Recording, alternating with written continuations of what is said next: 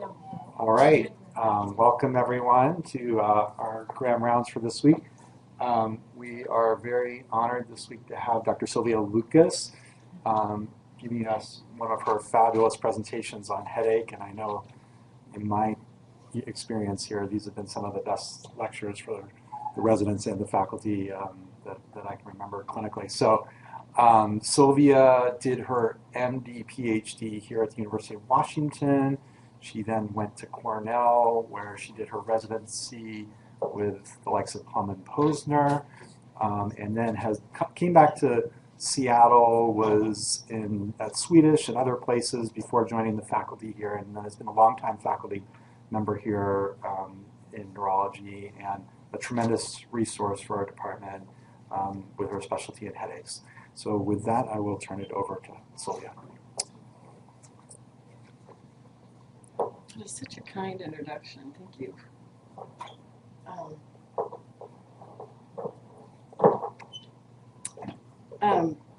Although if you're faculty here, you're kind of a captive to give talks. But I'm going to be talking about one of my favorite subjects, which is, of course, headache. And trying to do a headache talk for audiences that have heard me before, people that haven't heard me before, that you might not know about headache is a little bit difficult, so bear with me if you've heard this before. The slides you're going to see are from my last vacation, except it really wasn't very comfortable. And I thought this was really interesting, and I didn't use a Zoom on that, so it came really kind of close. So is this what you think when a patient walks in to see you for chronic daily headache, or is this a patient approach to a headache doctor? You might notice they're chewing something, probably getting ready to spit it out.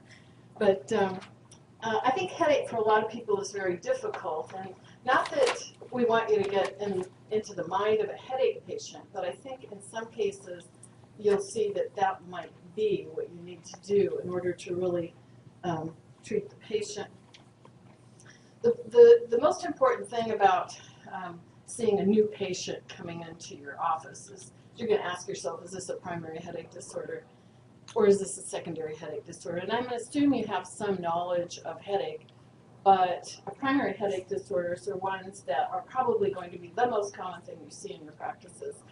I'll show you the numbers in a couple of slides, but it's assumed that primary headache disorders are genetically acquired. For example, if one parent or side of the family has migraine, your patient at least has a 50% running chance of having it. If it's on both sides, it's about 70%. So they are defined clinically, whereas secondary headaches actually have no clinical definition.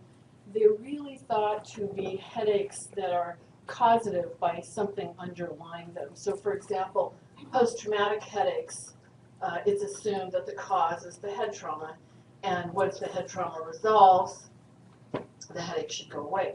There really isn't any clinical information about the headache. It's latency information, has to occur within 7 days, and the severity of the head injury information, which really doesn't do you much good when you're trying to talk about the headache. So migraine, in a nutshell, it's going to be a moderate to severe headache. You're going to have what we call sensitization associated with it. Sometimes you may have a scalp that's very tender. Women can't wear earrings, scarves, that kind of thing. We're used to thinking of it as light and sound sensitivity. It's almost as if sensory gain has been increased. And the most important thing with that, though, is the moderate to severe headache. You're not going to find that in tension headaches. This is what people go to see their primary care physician first for, and most neurologists are probably going to see chronic daily headache. Why? Well, a lifetime prevalence of an episodic tension type headache is probably about 93%. It's way over 90%. So most people have had a headache, but as far as moderate to severe disabling headache, you're looking at 33 million people in the United States alone. And this is going to be mostly a primary care headache, although sometimes the headache clinic does get, doctor naive patients, which is just really so surprising. We usually see people that get more than 50% of their living time spent with headache. Donald Trump induced headache? What do you think of that? get its own ICD-10 code soon. Right after he gets blocked from entering the UK ever. As far as secondary headaches go, it's basically the Snoop characteristics, right? I mean, anything that raises the hackles on your back, like that bear, the worst headache of your life, a new headache, progressive headache syndrome, anything that increases intracranial, interthoracic pressure. Of course, goes without saying if it's an abnormal neurologic exam finding that hasn't been documented before. And a history of something that might metastasize to the brain. So the other thing that's not there, why would you image somebody? And sometimes the patient is so frightened that it probably saves you 2 or 3 office visits to do the imaging, especially if you're kind of on the line about whether to do that. So, of course, as with anything else in neurology, I think the first thing Fred Plum ever said to the residents that was, well, anyway, I won't go into that, but 95% of the time you're going to know the diagnosis after you take the history, if you take a proper history. And I think it more so, with headache, it's certainly that way too.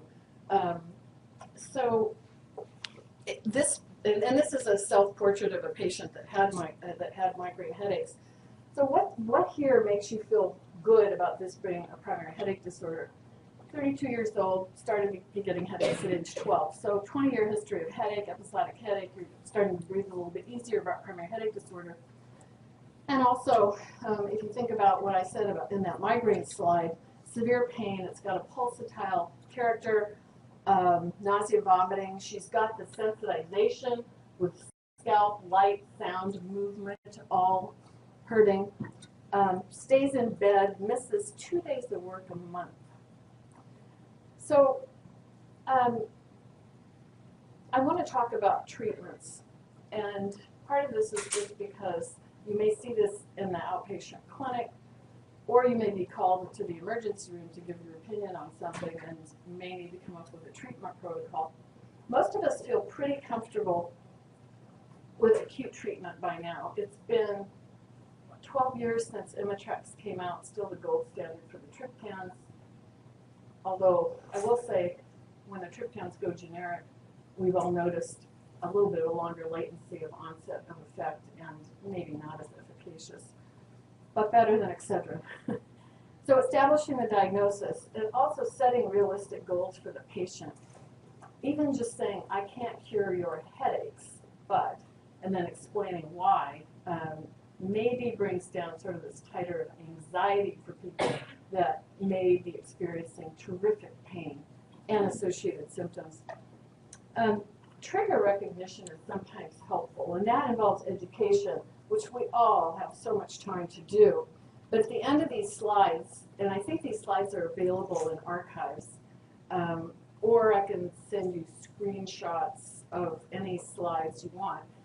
I have some references that you should have to give patients, and a lot of them are really good in educating the patient. Probably the most consistent trigger you're going to see is in women migraineurs, 60% of whom have menstrual-associated headaches that always occur 3 days before to 3 days after, and they could have headaches at other times as well. The preventative treatments, the idea here is to decrease migraine frequency and intensity. Again, not a cure, but we're certainly hoping for improved quality of life with the triumvirate of treatments. So the management issues at first visit, once you make your diagnosis, you're going to give a patient an initial therapy. Please use the concept of stratified care. Many of you have heard of this, I think. You need to match the treatment needs to the attack profile instead of using, you start at the bottom and say, well, why don't you take a couple of ibuprofen, and if you're not better in 2 hours, why don't you use Imitrex, and if you're not better, call me, that kind of thing. Because if you know, like our patient who is in bed 2 days a month, she has severe headaches. She's probably tried. In fact, most migraine people try an average of 5.6 things over the counter before they go to a doctor. So she's probably already tried that. You want to start with a triptan. But you want some more information from her as well, because a lot of people are not going to be triptan naive at least in our headache clinic as they come in. But you also want to explain recurrence. The triptans don't turn off the headache generator that we think is in the trigeminal nucleus caudalis area. They will turn off the pain, the efferent limb of the pain. So I'm not going to talk about mechanism of action. If you have questions about that, I'll take them later. But recurrence, if someone has, like this lady did, a 24 to 36 hour headache, or maybe a 3-day migraine, these drugs may have recurrence. That is, they wear off. Their effect wears off in 12 to 24 hours. People might need another pill the next day. It doesn't mean it's failed in the headache. Backup therapy is usually an injectable if treatment fails, and rescue therapy if you feel that you can keep your patient from going to the emergency room even once a year with a 3 milligram dilaudid suppository. Okay, if it's going to work. You have to feel comfortable with that. They have to feel comfortable with that. I guess that's why I picked the suppositories. I think that's a little bit harder to, not use that one often. One of the things you need to ask when you're taking a history is about speed of headache onset. So how fast does it take you to go from 0 to 60? If you look at most medications, and I'll use the triptans as an example, peak plasma concentration comes between 1 and 2 hours. So if somebody tells you that their headache reaches max in 30 minutes, you've already lost the game. Plus, the gut stops as the headache gets worse. Not just because, the vagus is just firing on all cylinders, you've got nausea, you've got gastroparesis, but again, it's always a race between the drug getting where it's supposed to go in time and the headache getting a lot worse. So pick the injectable, which reaches peak plasma concentration in 5 to 10 minutes. The injectable is perfect as a drug of first choice if people wake up with a headache, if they have really bad nausea and vomiting or vomiting all the time, or again as a backup. So if we ask questions as you go, or do you want to begin? Yeah. Yes. Yeah. 2 slides, you don't have to go back. You said you need a backup therapy that's an injectable. If you initially give the patient a triptan, it doesn't work, do you advise them? I mean, they already have a triptan in their system, so then injectable triptan 2 hours later, or? Yeah, if they've used the pill, it's a good question. I think it really depends what you start with. I think that, let's say you do start with an oral triptan, and if that's not working, you certainly can repeat it in 2 hours. You can repeat the injectable in 1 hour. If they used the triptan and it doesn't work, sometimes we'll just go to dihydroergotamine, something like that. And I've got a slide on that a little bit later too. But the timing is important, so you have to be aware of the half-life.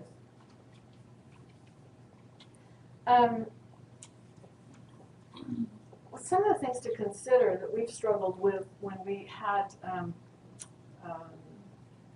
when we really had the ability to do infusion center work with our headache patients would be things like transportation, timing.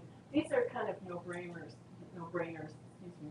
But you really have to establish a cutoff time for the patient to call.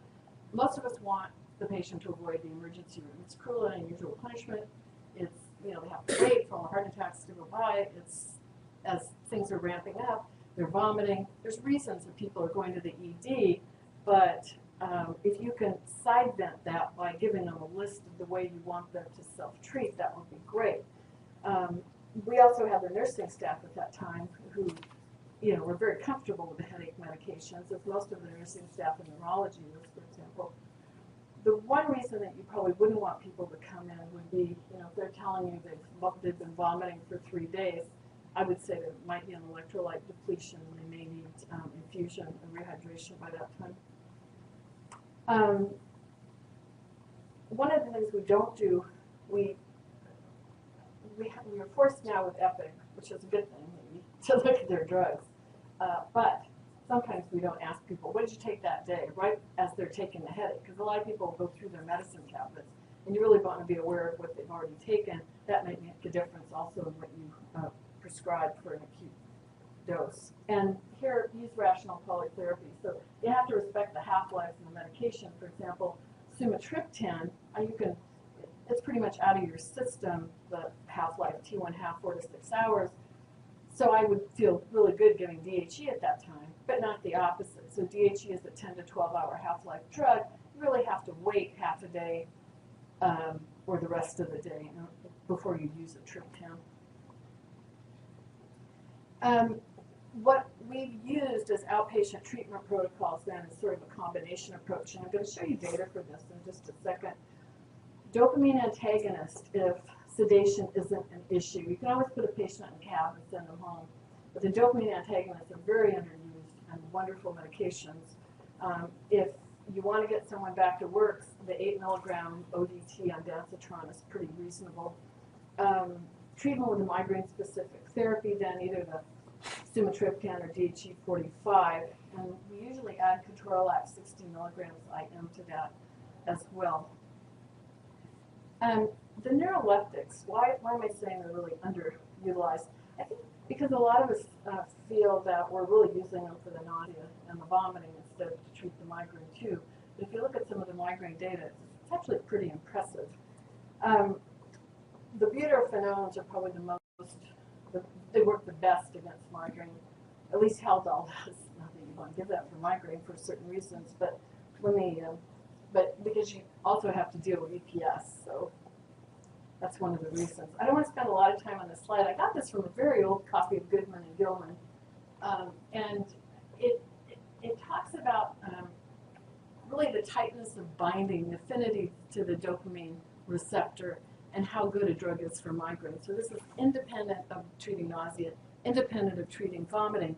The tighter the D2 dopamine receptor antagonist binding, the better it is as a migraine drug. So you can see that Haldol, tightest binding, best drug, but which one of, who wants to use Haldol? It's, again, the side effects may not be great, but most of us are fine using compazine. And so 10 milligrams of compazine, as many of you know, is just a great treatment on its own without anything. Droperidol I put down there below clorpromazine. Interestingly enough, flunarizine, which is a calcium channel blocker, I don't know if you recognize that, but it's available in Canada, and they will honor our prescription. However, that's another aside.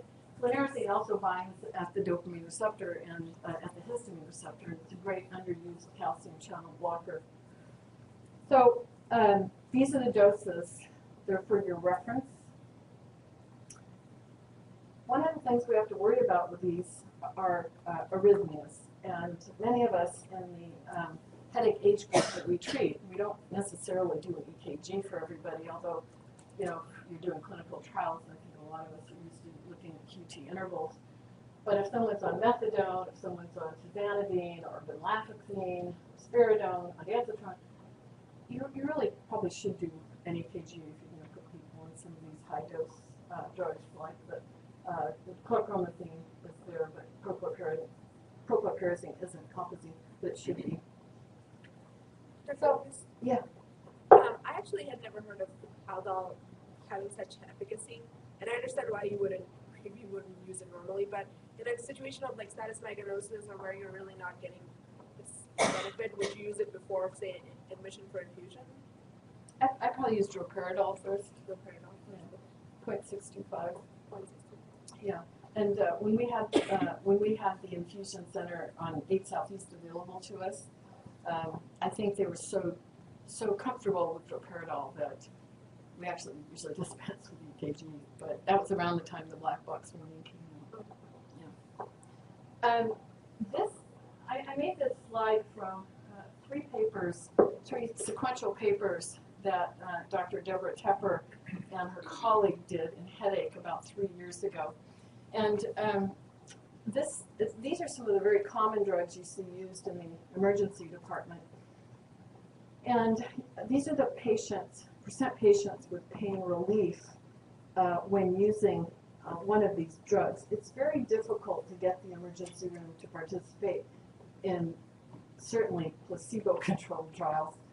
But there are at least 2 randomized trials in this group, not necessarily placebo-controlled. Again, because severe pain is really difficult to randomize people to placebo. However, pain relief is going from moderate to severe pain to mild or no pain. And you can see that droperidol, sumatriptan, prochlorperazine are really on the top three. And then you have kind of a middle group with DHE and thorazine and ketorolac and even Demerol, okay. And then magnesium, ketorolac, and valproate, Depicon are down here in the last third here. Couple of things to notice though, if you give a drug IV, like look up metoclopramide, you get much better efficacy there than with metoclopramide IM. If you raise the bar just a little bit and you look at percent patients with pain freedom, going from moderate to severe pain to absolutely no pain within 2 hours, then you're going to see something a little bit different, but you're still looking at prochlorperazine and chlorpromazine being the best drugs. So how do you get around that? Obviously, even the best drugs here, you're getting 50% as far as pain freedom. And so what we really want to do then is combine drugs. We combine drugs with different mechanisms of action, different efficacies, to try to get something to give patients not only pain freedom, but also decreased recurrence.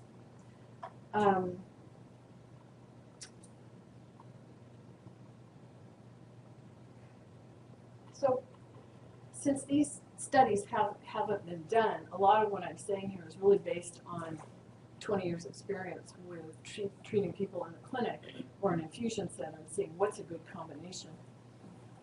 So the recommended combination based on pain relief is going to be droperidol or composine prochlorperazine, sumatriptan or DHE, and ketorolac or dexamethasone. Based on pain freedom, it's pretty close, but I'd probably choose prochlorperazine first.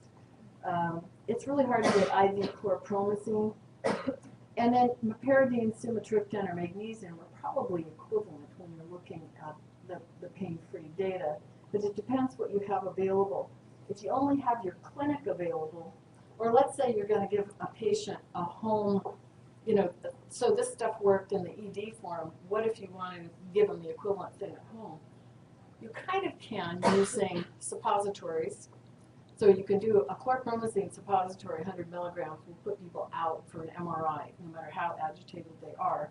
So you don't want to go maybe that high, but if you can get the suppositories, they work very fast. They've got really good and fast absorption in a rectal dosing form. And then the sumatriptan subcutaneous. Magnesium, though, in my experience, really needs to be given IV to work. Oral magnesium has been used a lot, but oral magnesium, it's a very difficult absorption problem, which is why we use mag citrate and other things like that for pre-colonoscopy. So by the time you get enough of a level, it's kind of working against you in a way. Dexamethasone is interesting. Dexamethasone, in any ED studies in which it was used, did not have efficacy on its own for the headache, but it did seem to prevent recurrence, people coming back to the emergency room the next day for another course of treatment. So rather than doing like EL or prochlorperazine, you do rectal just for faster absorption? If somebody's at home. Yeah. I mean, if I can give it IV, I'll give it IV. But EL probably not so much unless they have like It's not very well absorbed. Yeah, it's not. And that's actually been looked at when you label these drugs and you give them to people with bad gastroparesis. They're just not absorbed. Latecomers. You've heard this. Yes. Can it be given IV push? Yes, flow. So I know with hereditary angioedema, there are some drugs that patients can be taught to give themselves IV push. Have that been a consideration? No. I think when people have headaches, there's a lot of things you have to consider. Can they read labels on things? Can they really get the proper dosing amount? IV push for, are you talking about in clinic though, in the outpatient clinic, right? Well, I'm thinking it could be done at home if you can have pre-syringes made. Oh, pre-filled. Pre-filled syringes, and it, And Usually if could be somebody's used taught to to- finding their vein. but they, but I mean, we've had patients with other disease states that can be taught to do that, so I'm just like thinking, You could know, it be done? I think that the trouble with some of these drugs is if you miss the vein, you could slough off an arm. I mean, it's not very good. They do have side effects, so I'm very hesitant about doing things like that. Sub-Q, IM, self-injections, fine, but even that, they have to be taught. Oh, yeah. They have to be carefully taught. I think Dr. Marinova is going to do a lecture on chronic migraine next year, aren't you? Yeah. So I'm just going to buzz through this really fast then. But again, chronic migraine is the sleeper headache, so to speak. And differential diagnosis, I think she's going to talk about more. When we talk about excluding secondary headache and what would make you nervous about a secondary headache, chronic migraine, people have had migraine but transformed it to more than 15 days of headache a month. Hemicrania continua, I want to talk about a little bit. I think this is a very underdiagnosed, very important side-locked headache. New daily persistent headache is really a description of a headache that starts, February 18th, 1989, and it never goes away. People remember the date, and if you haven't had a history of migraine before, and all of a sudden it starts, new daily persistent headache is a descriptor of basically latency, the time course of that. But it doesn't really tell you what kind of headache it is. It's not an entity, a causative entity in itself. It's a descriptor. And chronic tension type headaches I mentioned before. So I want to talk about this case, which illustrates some of the points I was talking about. A little bit different from your first case. This is a 50-year-old woman. She also had episodic headaches since 12, but over the last 3 years, a gradual increase in frequency of headache. That's also something you want to ask. If somebody goes from never even headaches to a lot of headaches, was it one day they woke up and they had them, or is it a gradual increase in frequency? The moderate headache was daily, and it was over that. She had about 10 really severe headaches a month. Daily headaches, bitemporal, really characteristics of chronic tension type headache. But the intermittent headaches had the characteristics of migraine. They were severe, they were stabbing, occasionally she would have vomiting. She takes L-triptan, Relpax. It's effective most of the time, uses hydrocodone as a rescue. 20 days of Relpax a month, hydrocodone 10 days a month. And she's tried other preventatives in the past. And like a lot of people you might hear, they'll say, oh, it worked for a while, but then it didn't work, so I quit. And sometimes you don't have those, and sometimes you don't know how long or what dosing. So take that with a grain of salt. Hopefully EPIC will help us with that. Her past medical history included GERD, allergic rhinitis, a mild hyperlipidemia, fibromyalgia, anxiety, depression, and she was perimenopausal. That's a lot of hits right there. Current medications, topiramate in a decent dose, the Relpax and hydrocodone we talked about. She's also on sertraline, 200 milligrams, protonics, nasal steroids, and Allegra D and Premarin. Social history, she was an attorney, not a bad person, minimal exercise, however, and lots of stress. And she had an MRI that was okay about 4 years ago. So, Are you sure she wasn't a bad person? She was an attorney. Just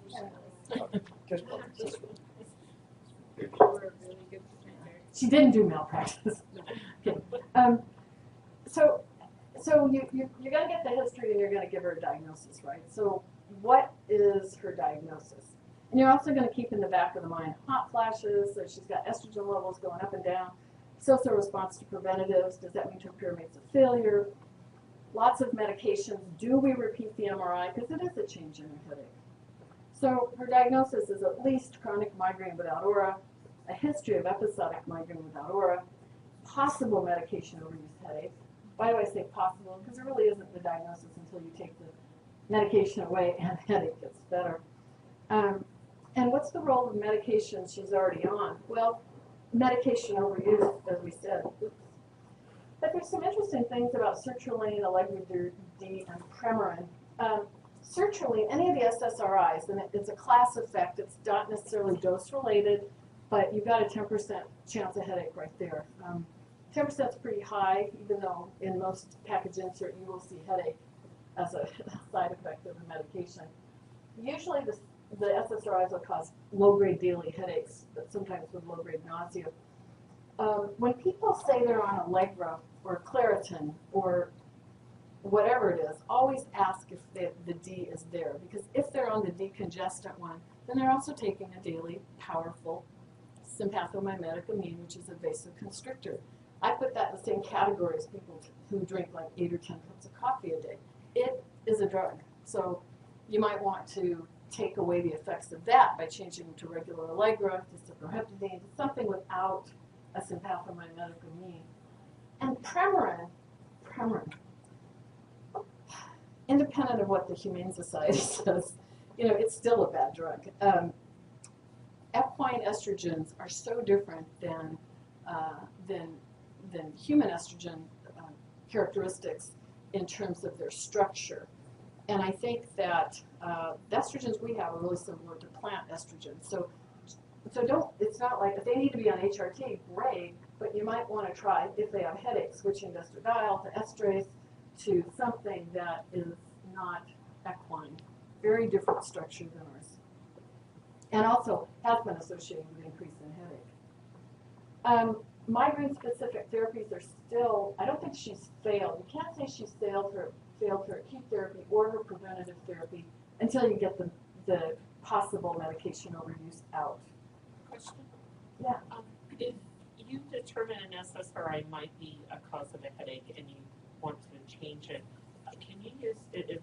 You said it's a drug class, but do you have success with other SSRIs, or do you just need to get out of the class? If you really have a high suspicion that could be it, then you got to get out of the class. But for that, people are on, 200 milligrams of sertraline, there's an issue there. The depression is real. You don't say, let's hold this for a few days. Tapering off of SSRI is hideous. And, shorter the half-life, the worse it is. So you really have to work with primary care or psychiatry to really decide what to do next. So, to prevent medication overuse headache, if your patient isn't on it, by really giving them some feedback on how often is too often for a drug. And no matter what it is, you don't want to use it more than 2 to 3 days a week on average. Maybe the week of the menstrual period you're going to use it every day for 4 or 5 days. That's fine if you go back to using it infrequently other times. Medication overuse headache, you need headache to begin with. You wake with early morning headache, usually with what you have wearing off the day before. The pattern of headaches is usually predictable and shows an escalating frequency, which is why it's so important to get this gradual increased story. Really, the only way to see if it's the issue is to take them off the drugs. And I don't have time to talk about the different drugs. I think Dr. Miranova will early next year. For example, you're not gonna take someone off Furanol or daily Vicodin or high doses of things that might have withdrawal associated with them. Whereas I don't feel bad about doing that with cold turkey with Excedrin, for example. So you taper the medications if there's something you have to worry about. For example, if it has a narcotic in it or barbiturate, and substitute medications less likely to cause medication overuse. If someone is not on a preventative, unlike the lady that we just talked about, you might want to try a preventative, or you might just want to see what it's like just taking them off the medication, taking her off the medication overuse headache. If they're using daily triptans, then maybe you'll want to use DHE. If they're using daily ibuprofen, naproxen is different enough that you could substitute that. The short course of steroids sometimes is useful. If they're taking 20 Excedrin a day, you might want to give them a little Imitrex daily. 25 milligrams TID was what the paper was published with, but there's a lot of different ways to do that. Preventative therapies, again, please use these slides. I'm not going to go over them in detail, but please use them as references. The American Academy of Neurology and the American Headache Society have really looked at how good the quality of research is before they put these into categories, A, B, C, U for unknown.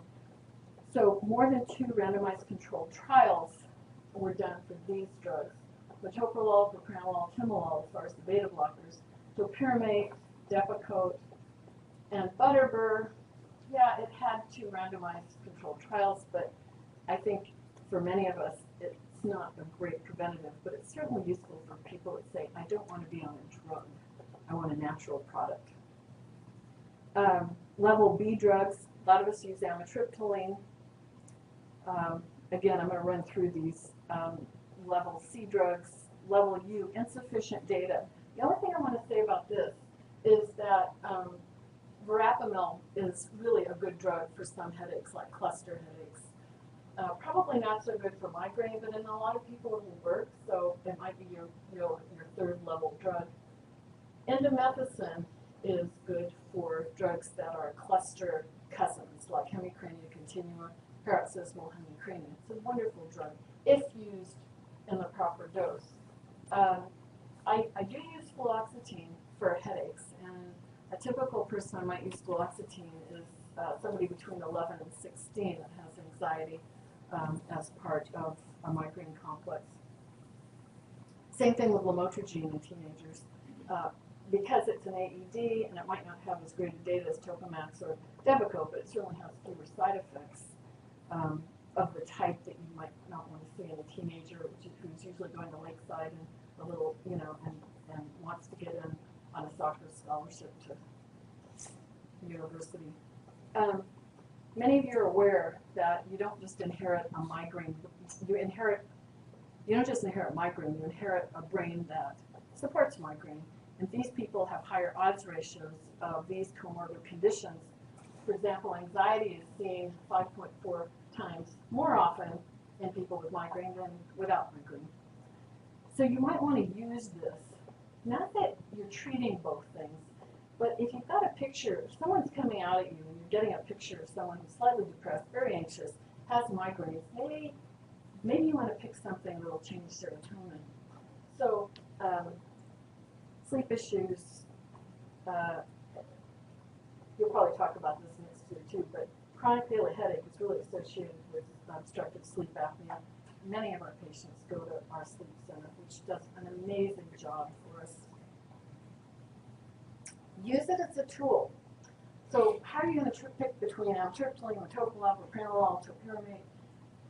If somebody has anxiety, well, maybe you want to choose the low-dose SSRI or SNRI or lamotrigine or Depakote, or use biofeedback. So I haven't talked a lot about adding pharmacologic and non-pharmacologic, but I do like the medications. I understand them. I'm a pharmacist too. And the other thing is, if you find someone who's really good in doing non-pharmacologic treatment, they're worth their weight in gold. So make sure they pay you enough. Depression, same thing. Add pain psychology. We have wonderful pain psychologists in our rehab department. Cognitive behavioral therapy. If they have insomnia, choose drugs with sedating side effects that also may have some efficacy in headache. Mirtazapine, for example, is a serotonin type 2 antagonist, which has a positive efficacy in headache, as does tizanidine. Raynaud's is not listed as a comorbid condition, and if anybody wants a quick and dirty subject to look at and do a poster on, just look at how many people you see with migraine who have Raynaud's. So I want to see that poster. Cluster headaches. Let's see. I think I have a minute. No, 5 minutes. 2 things about differentiating cluster from migraine. One is the timing. A cluster headache is a short headache, 15 minutes to 3 hours. They're done. It's also a pacing headache. So you will find people hitting their head against the wall instead of going in a dark room and laying down. They can't stand to lay down. The autonomic symptoms, sure, you'll have it. You'll have autonomic symptoms in migraine too, so that's not always a good differentiator.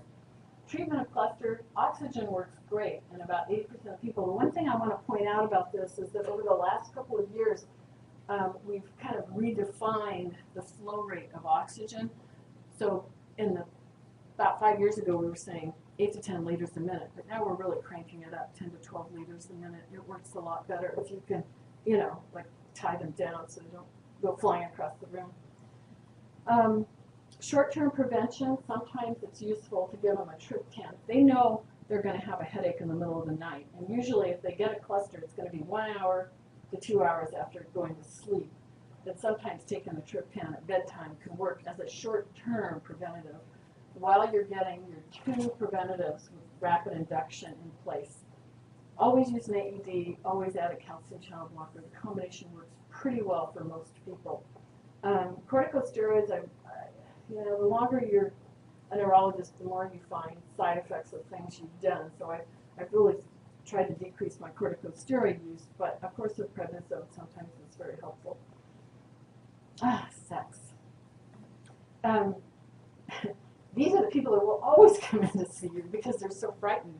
So the sex headaches are really interesting in that we still don't know what causes them, but it's not women over men. It's equal. It's a later headache, late 20s, 30s, 40s. This is the headache that you always want to get an MRI with because there is a small chance that it could be associated with a sentinel bleed. But it occurs at orgasm. It's like somebody taking a baseball bat and hitting you on the back of the head. You don't have to have a history of migraine before that. So very unusual headache, self-limiting. But because you don't know how long it's going to last, it does respond to a calcium channel blocker in pre-treatment with a high-dose NSAID. Usually I use indomethacin for that, like 50 to 75 milligrams. Hemicrania continua, you will see it.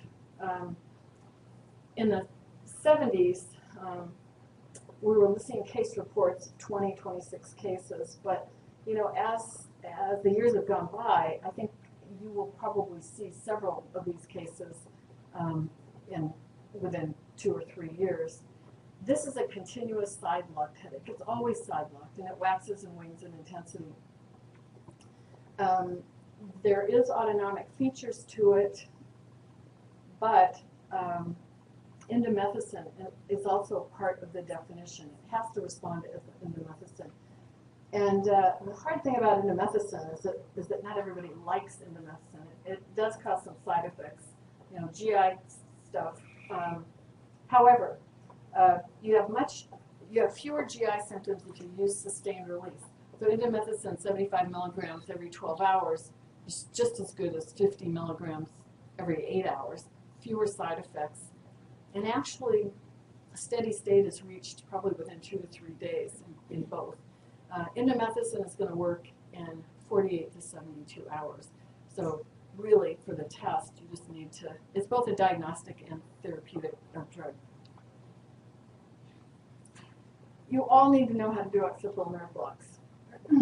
There's no difference between your finger on the occipital artery and an ultrasound, unless their blood pressure is like 70 over 50. So it's really easy. It's a bedside procedure. It takes 5 minutes. If you want to know how to do it, I'll be happy to show you. But I think this is very, very helpful, not only in occipital neuralgia, the classic that you know where somebody's shoveling slips backwards and hits the back of their head, or you get whiplash in a car accident.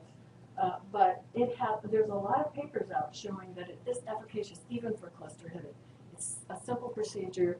You just drop bupivacaine, Marcaine, maybe put in some Depo-Medrol. And why does it work? We don't really know, but I think you're probably decreasing afferent input, again, into the trigeminal nucleus caudalis area. So it works very well.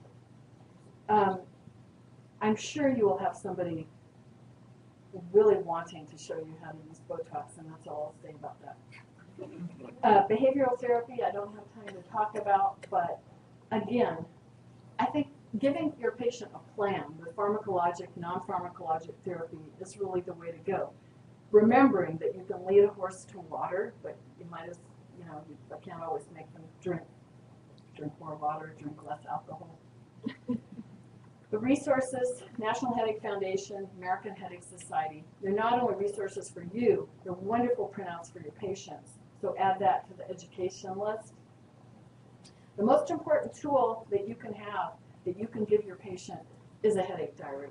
There's about, last I saw, 22 apps and smartphones for it. We have one we printed out with UW. I mean, I had to go through forms, so it took us like a year, right? But it's very, very helpful because people don't remember things very well, right? So you can see if what you did the visit before has had an effect. Therapies in development, I don't have time to talk about. I don't think the neuromodulation is anywhere near where we can really talk about it in common use. But the CGRP antagonists, of which we have some clinical trials going on right now, are probably going to be the next big find in migraine. I think I said that when I gave this talk maybe 2 or 3 years ago, but at that time we were using small molecules. Now we've upped the ante to monoclonal antibodies, which are very interesting because, yeah, what? I know, they'll make a ton of money. We're doing Amgen, Lilly, Teva, they've all got them going. But it's interesting, the targets are a little bit different. You can target CGRP, calcitonin G-related peptide, or you can target the receptor. But if this works, the monoclonal antibodies will need to be dosed maybe once or twice a month. So it's very, very interesting. Thank you. And I take questions. How do you feel That would be something. what are your thoughts on the cephalene? I should let Natalia answer that. I don't use the cephalene because I think the data is not great and the insurance companies won't cover it. So I have trouble, even if people don't respond to things, I have trouble telling people to go spend, $250. So none of the insurance is covered. No, it's out of pocket. So my opinion, again, we've used it a lot, and my opinion is medications are very expensive. So what some people pay out of pocket for medications, will pay for cephalene within a month. So, again, it's Have you had good response? We had excellent response in that clinic, yeah. But I think it's that's if they use it every day. if you use it every day for 20 minutes a day. So, but it might be patient selection too. Yeah, that's true. Hi, so can you just comment, I know in the stroke world we're hesitant on the triptans and the ergots and others as well. How your approach to management of acute headache in a patient with a vascular history? That's another lecture, which I have, but I won't give it. It's a good question, and I think if you're concerned about vasoconstriction, so anybody that has atherosclerotic cerebrovascular disease or coronary artery disease, I mean, it's probably, coronary artery disease, probably cerebrovascular disease, but you're not going to use them anyway because they'll vasoconstrict. So it kind of depends on the etiology. If someone has a stroke from something else that doesn't cause arterial narrowing, then fine. I don't worry about that too much. However,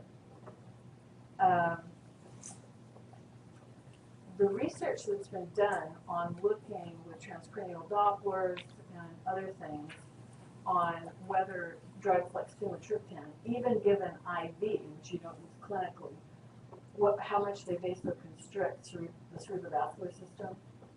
They don't do anything to the vascular artery. They don't do anything to the carotids. So, but you find it in the package insert. So a lot of us are taking a step back and being, very careful about it. Yeah.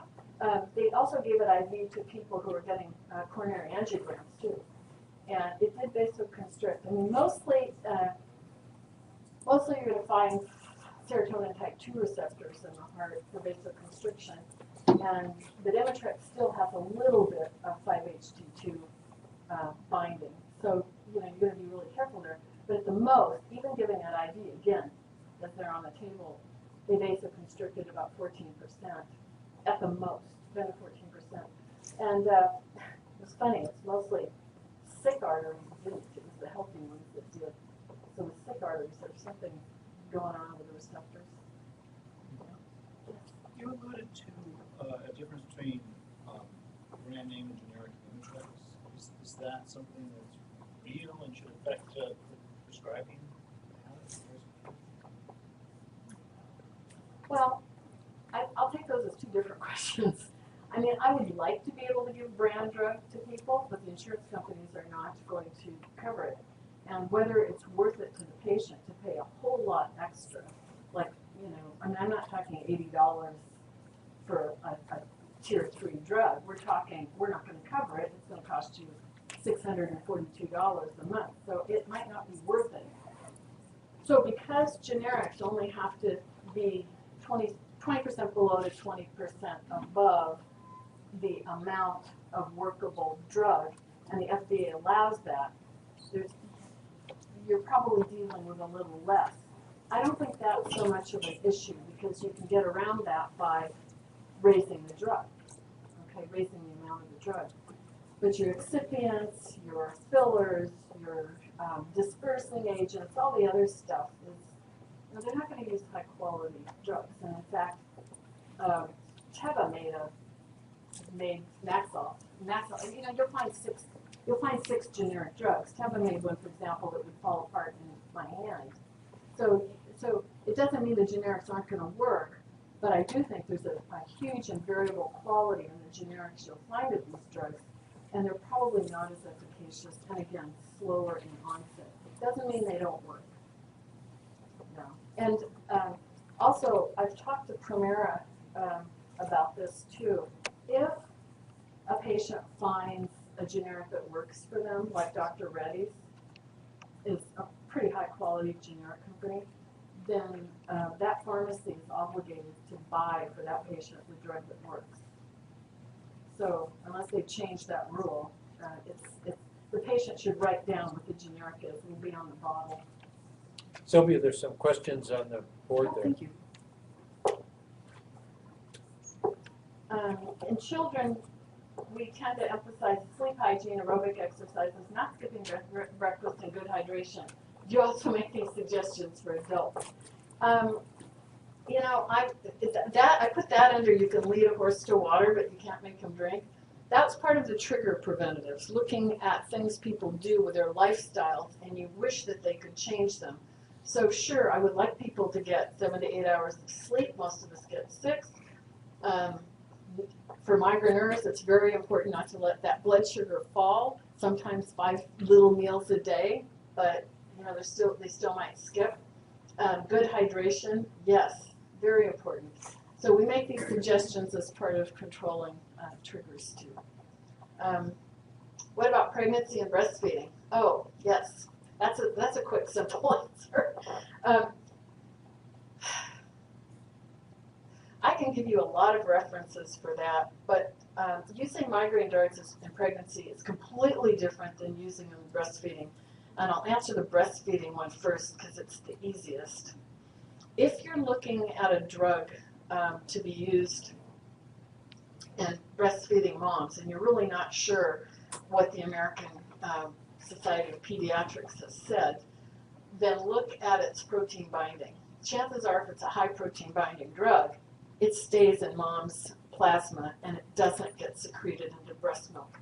So for example, ibuprofen, naproxen, indomethacin, 99% protein bound. So chances are it's fine. The triptans, of course, very important in terms of treating headache, and you're going to find that it's contraindicated in the package insert. However, there are enough human studies to show that, for example, Imitrex is very poorly secreted into breast milk, and Imitrex also has a terrible bioavailability. So not only is there a small amount, so you'll probably get 0.4% of the dose in 4 hours, and nobody, I hope a child doesn't breastfeed for 4 hours. It sounds like torture. But you know, you're gonna look at that sort of thing. Look at the protein binding. Not always. There's something called milk trapping. Some drugs like zonisamide are milk trapped. 5 times the amount in breast milk as in plasma, mom's plasma concentration. So be good to look up, but as a guideline, most things that are highly protein bound are okay. Pregnancy, very different, but the Norwegian mother and child cohort, which looked at over 60,000 women, I think it was in 2012, found that a lot of people took sumatriptan. maybe 2% of their population, which turned out to be, I think, over 5,000 people. But it's not a great, it's not great because they also took other things. So these are not clinical trials; they're just long-term observations. But that and the registry for Imitrex and Maxalt and Emerge, which were the largest registries, really didn't show any signal there for problems with the child. So I regularly recommend, I'd rather have someone take a triptan during pregnancy and breastfeeding rather than use something else like Excedrin or narcotics. And Fiorinol, which OBGYNs used to prescribe a lot, the short-term barbiturates are really bad for fetal livers, so don't do that either. And then NSAIDs. NSAIDs are fine except in the very beginning and the very end of pregnancies. In the very beginning, they've shown that the NSAIDs will prevent implantation of the blastocysts. So if someone's having trouble getting pregnant and taking a lot of NSAID, that might be an issue. At the very end, you're worried about patent ductus arteriosus. So you don't take it the last trimester if you can, certainly the last month. Sylvia, John asked you about taking these migraine abortants if you have a history of stroke or you've had a heart attack. We know that package inserts say all kinds of things. They used to say you couldn't take carbidopa, levodopa if you had any history related to melanoma. When it was studied, it was found to be completely preposterous, that there was no effect whatsoever. So there are thousands, tens of thousands of adults in the age where they're having heart attacks, stroke, etc. Surely someone has studied whether there's an increased frequency in stroke or heart attack in these populations, yes? That's a hard question to answer because even with the CGRP antagonists, which don't cause vasoconstriction at all, if someone had risk factors for vascular disease or had a stroke or heart attack, they couldn't be in the trial. So what you're looking at is like a registry, and nobody's doing that for the registry. So that's. It seems to me a pretty important question. If you're over the age of 60, your risk goes up something like 7,000 times of having a heart attack or a stroke compared to when you're 20, right? I mean, there's a huge age effect. So just by putting a bunch of people at a particular age into a registry who are taking or not taking one of these drugs, quickly enough you'd have some data. Yeah, and when you look at that, I mean, there's especially when Imitrex came out and nobody really knew. They looked at people, they gave free drug to people, they said use it any way you want, as long as you want, and I think one person gave himself an injection every single day. And really there wasn't an increased signal. But in order to get that off a package insert, that would take a very expensive trial. And so I think that's why nobody's really doing it. So we have our clinical experience, and we have what I'd say good anecdotal evidence, and we have the TCDs too. Yeah, the only thing is that there's been an appreciation over in the last 10 years about this RCBS syndrome and all the different drugs that have been associated with it, some of which the triptans have come up in that list occasionally. It's enough to make you wonder. And a lot of it seems from my clinical experience that it's not usually the 60 and up plus with atherosclerosis. It's more like the cryptogenic strokes, men or women in their 40s and 50s, or even earlier. Those are the ones that are really problematic and have serious headache issues where I feel like it's a real limitation. Well, I don't, personally, if you've had an embolic stroke, I can't see where a vasoconstrictor is going to be an issue. The other thing you have to think about is that these drugs don't penetrate the brain. I mean, you have to wait forever for Zomig or Imitrex to get into the brain. Very long, very slow, very little. So, what are you really doing? When we think the mechanism of action is dural trigeminal trigeminal vascular system, so you're dealing with both. You're not even in that. But yeah, the cryptogenic stroke is really interesting.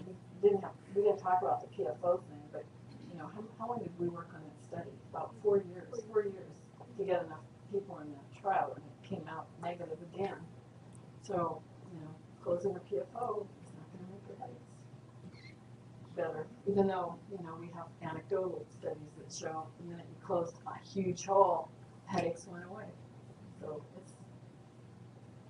it's a great question. I think it should be answered, but whenever there's a medical legal issue involved, you know, I hesitate to tell people you should do this because, you know, if it's there in black and white, a lot of people don't want to take those risks.